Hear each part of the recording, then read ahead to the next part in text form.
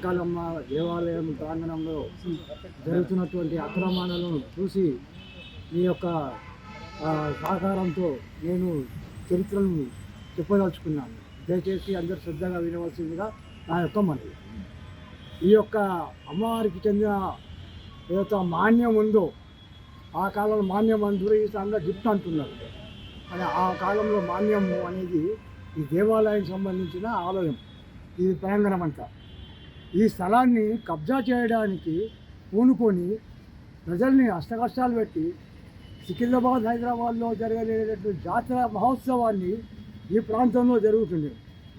ఆ జాతరను చూసి చుట్టుపక్కల వచ్చే గ్రామాల వాళ్ళు కూడా ఎంతో సంతోషంగా ఆనందించి తిరిగి వెళ్ళిపోయేవాళ్ళు జాతర అయిపోయిన తర్వాత. ఇలా కబ్జా చేసుకుంటూ పోతే ఈ స్థలాన్ని ఆక్రమించి వేస్తుంటే ఈ దుష్టశక్తులను ఆపడానికి మీరందరూ మాకు సహకరించాలని మీతో మనవి చేస్తున్నారు.